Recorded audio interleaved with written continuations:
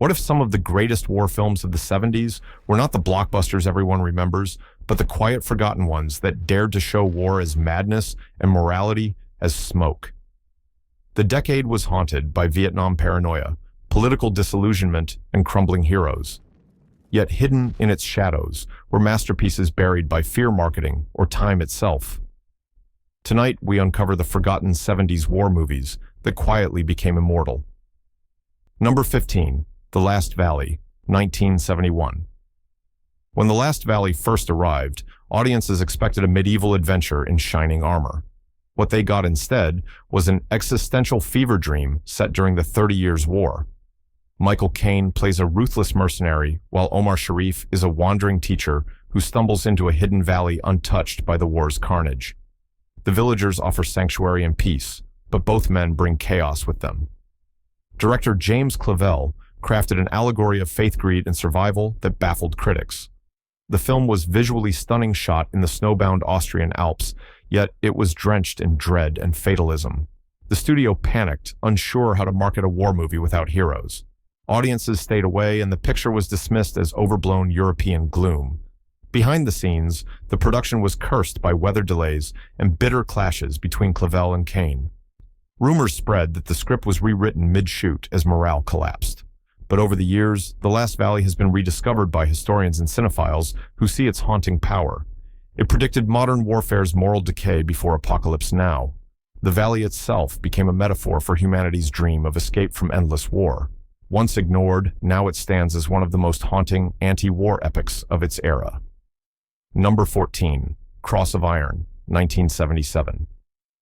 Sam Peckinpah was already infamous for violence, but Cross of Iron pushed him to the edge.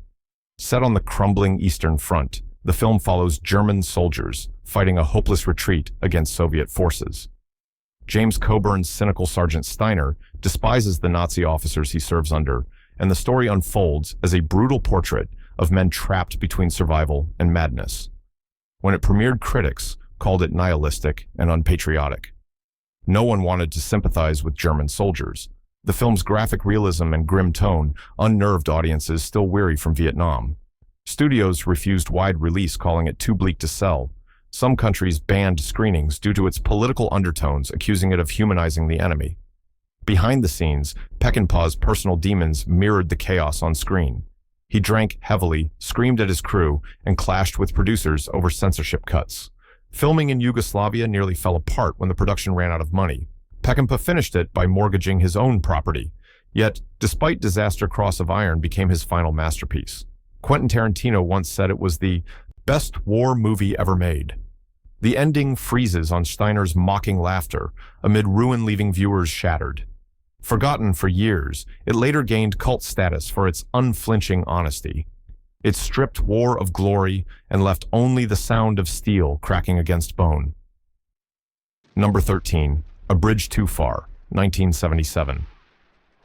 Richard Attenborough's A Bridge Too Far was supposed to be the grand follow-up to The Longest Day. It had an all-star cast from Sean Connery to Robert Redford to Gene Hackman.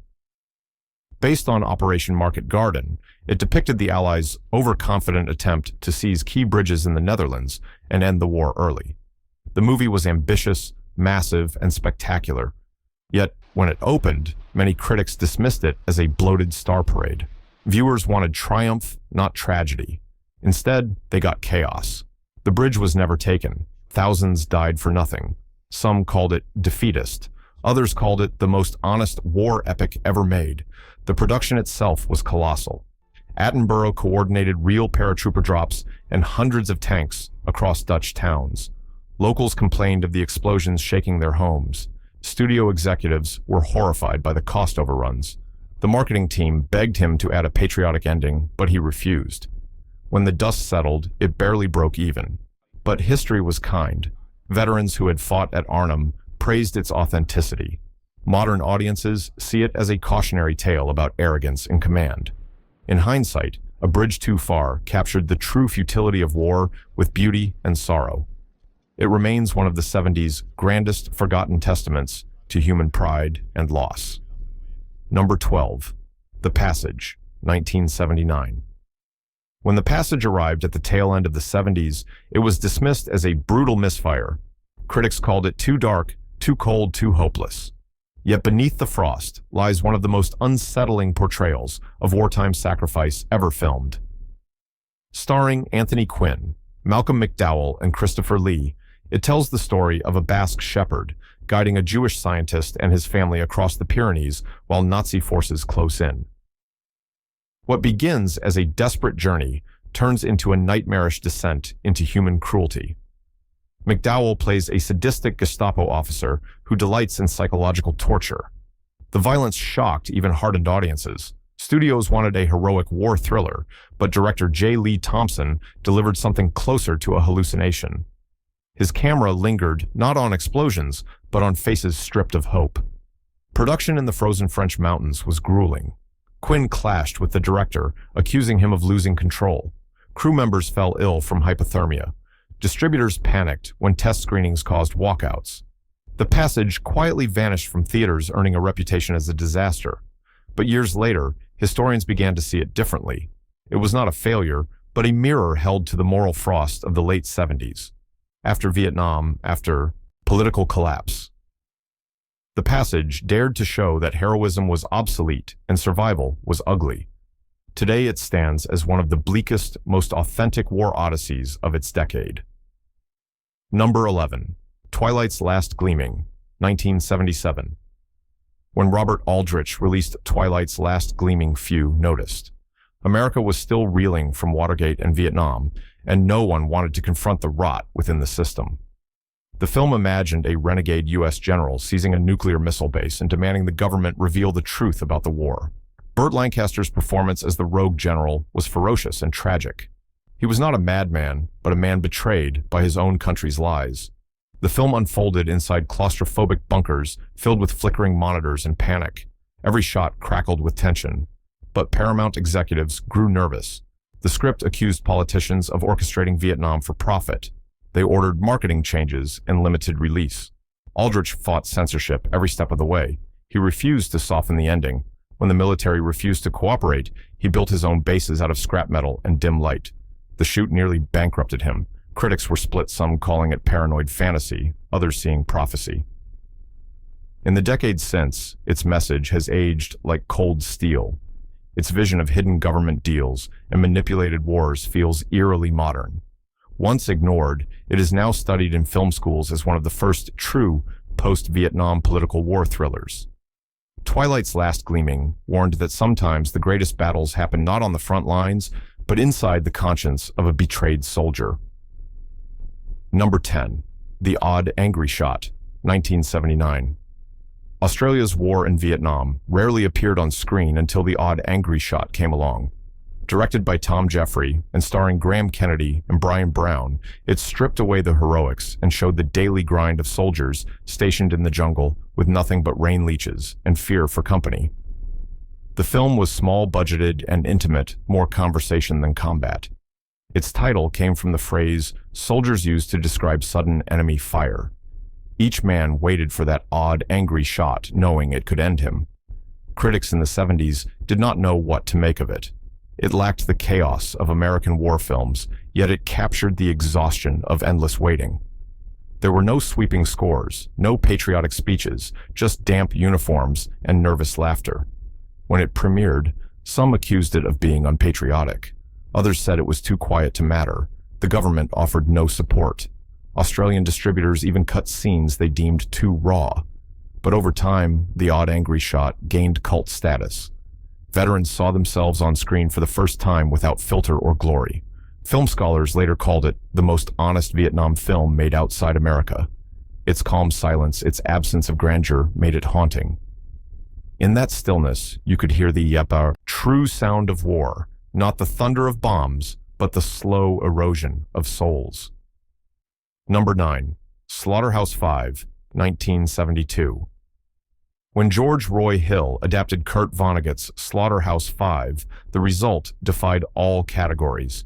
It was a war movie that refused to march, a science fiction story wrapped in trauma, a comedy born from tragedy.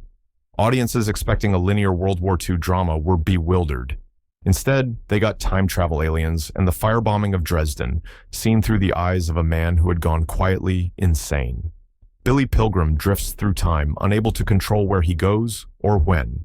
One moment, he is a soldier trapped in a slaughterhouse watching the city burn. The next, he is living a quiet suburban life or floating inside an alien zoo. Hill filmed the story with eerie detachment, using cold blue light and dreamlike pacing. Studio executives begged him to make it more conventional. He refused. Censors feared its anti-war message was too extreme. Some nations delayed release, calling it subversive. Even American critics were split. Some hailed it as brilliant. Others called it incomprehensible. The box office suffered.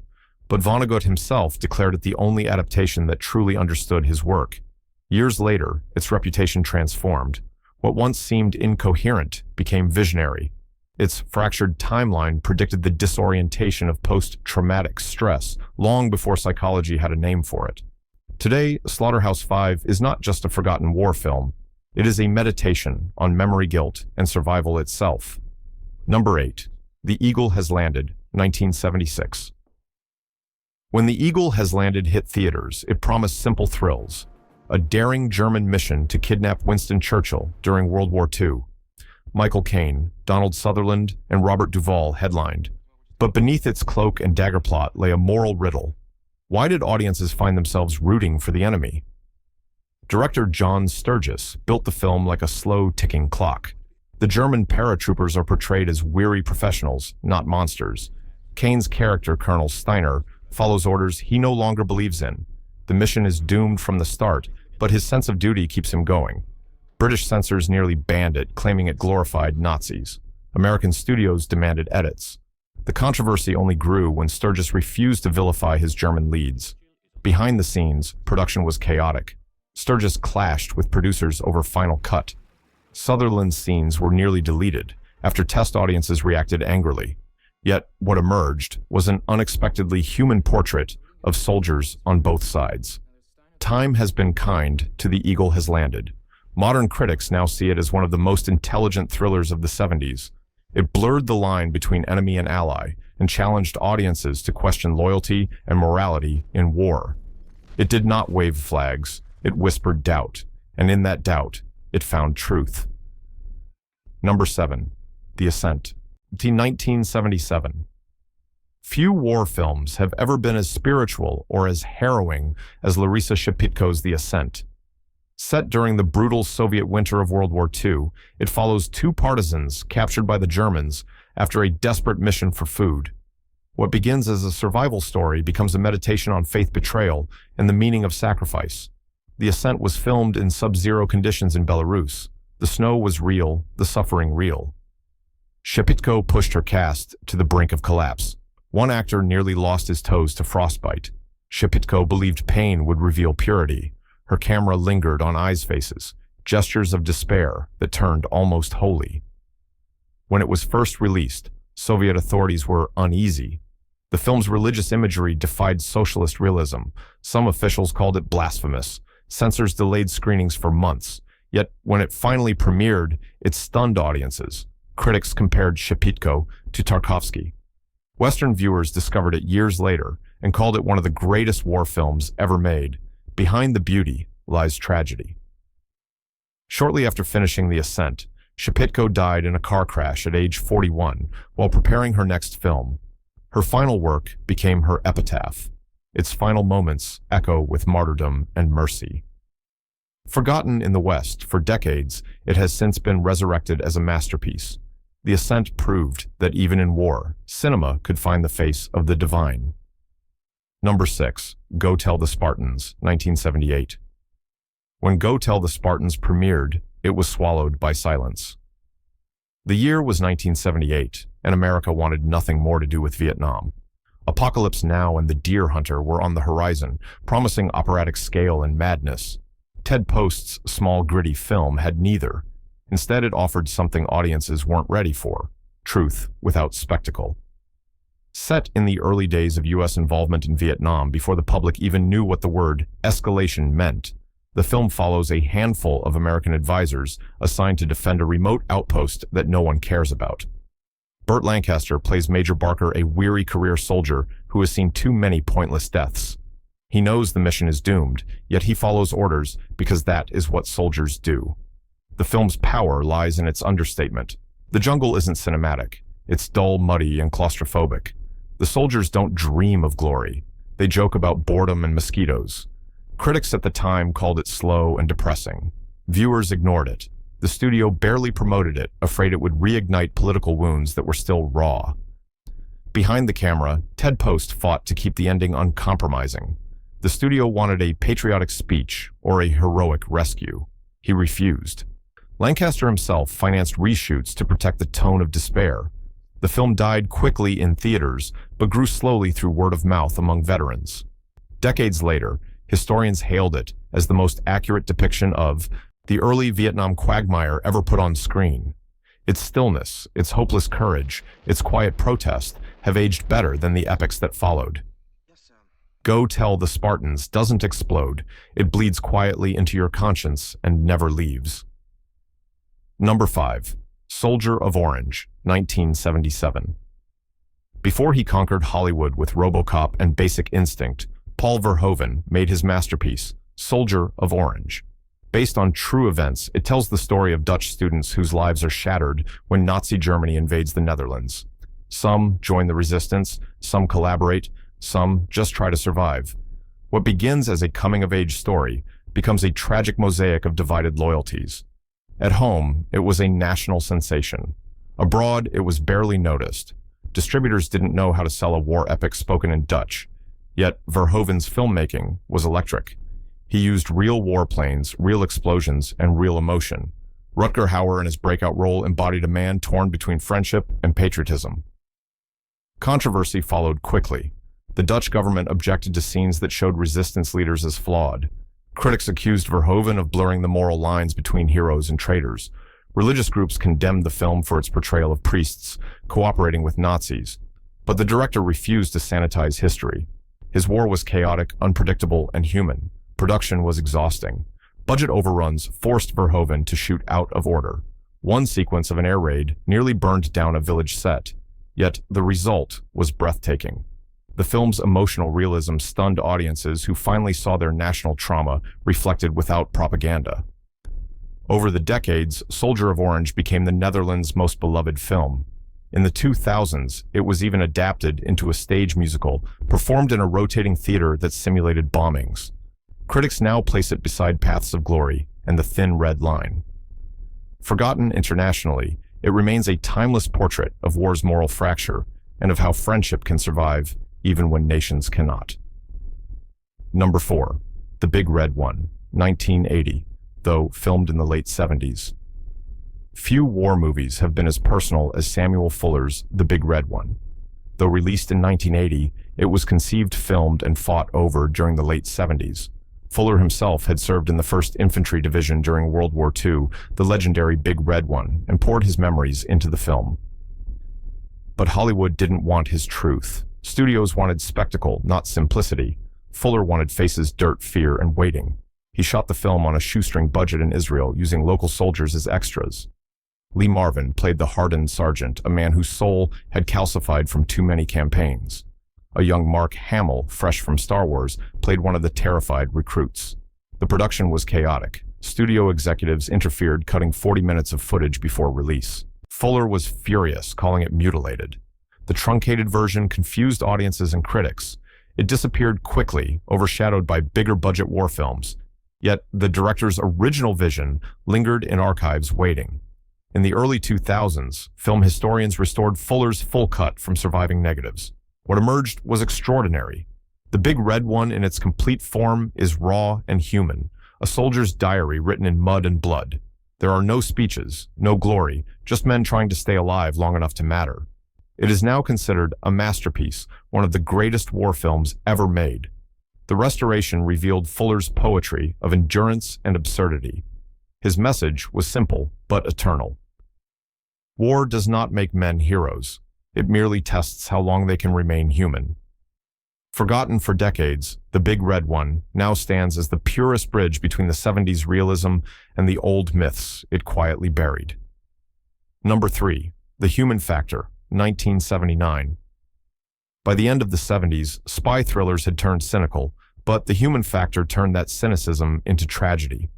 Directed by the legendary Otto Preminger in his final film, it isn't a war story fought on battlefields, but in the corridors of power where decisions kill just as many people. Adapted from Graham Greene's novel, it follows Maurice Castle, a weary British intelligence officer who once fell in love with an African woman during the Cold War. When a Soviet leak inside MI6 triggers paranoia, Castle becomes the target of his own government. The story is stripped of glamour. There are no car chases, no gadgets, only suspicion and quiet dread. Critics expecting Bond-style excitement dismissed it as dull. Yet what Preminger built was something far more daring, a war film without war. It shows how governments destroy their own in the name of security. Its tone was melancholy, even prophetic. The studio executives hated it. Test screenings were dismal. Distributors chopped nearly 20 minutes out of the release print, killing its momentum. Behind the camera, Preminger clashed with everyone. He was old, sick, and uncompromising. Filming took place under financial chaos. At one point, production shut down for a week after investors pulled out. But Preminger persisted, saying he wanted to show that war was not fought only with bullets, but with paperwork and lies. Over time, the human factor has become recognized as one of the most somber Cold War studies ever made. It exposes the bureaucratic rot that lies beneath patriotism. Forgotten by audiences of its day, it stands now as Preminger's quiet farewell to cinema and to the illusion of moral clarity in conflict. Number 2. The Deer Hunter, 1978. It's hard to imagine now, but when The Deer Hunter premiered, it wasn't a guaranteed classic. Critics were divided. Some called it manipulative. Others said it was the first film brave enough to confront Vietnam's emotional wreckage head-on. Michael. Cimino's direction was epic and intimate, at once turning the lives of working-class friends from Pennsylvania into an elegy for a nation lost in guilt. The film's first hour feels like a family photo album, weddings, steel mills, hunting trips. Then it plunges into the nightmare of war with the Russian roulette scenes that became legend. The violence felt too real, too raw. In some countries, censors banned it outright, claiming it portrayed enemy soldiers as sadists. In America, it triggered protests from veterans and peace activists alike.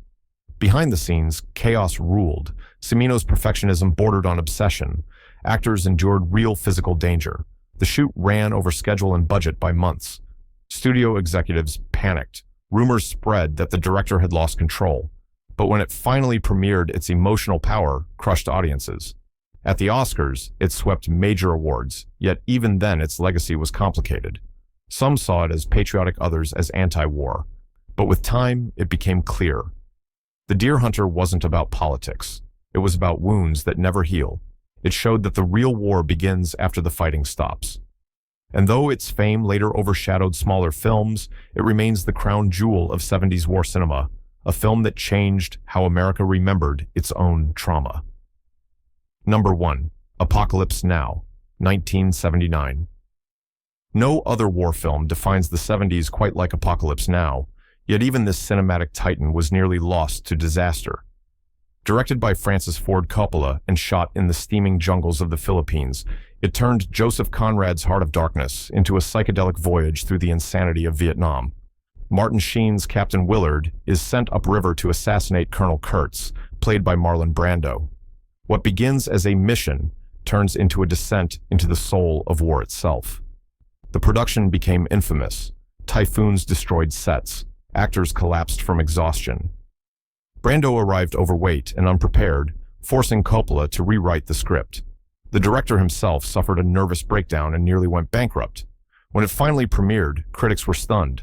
Some called it a masterpiece, others an incomprehensible hallucination. The U.S. military refused cooperation. Some theaters pulled it for being too disturbing. But history vindicated it. The chaos of its making mirrored the chaos it portrayed. Coppola once said it wasn't about Vietnam, it was Vietnam. Its impact never faded. From its opening napalm inferno to Kurtz's whispered horror, the film redefined what cinema could say about conflict. It was the moment war movies stopped being about victory and started being about madness. Over the decades, countless directors tried to replicate its fever dream, but none succeeded. Apocalypse. now remains a monument to obsession, to suffering, and to art born from ruin. The 70s gave us war films that dared to bleed instead of boast. They were not about glory, but about the ghost. Left behind, some were buried by time, some rediscovered decades later, but all whispered the same truth. War never ends, it only changes faces. Which of these forgotten masterpieces will you revisit tonight? Like, subscribe, and join the conversation below.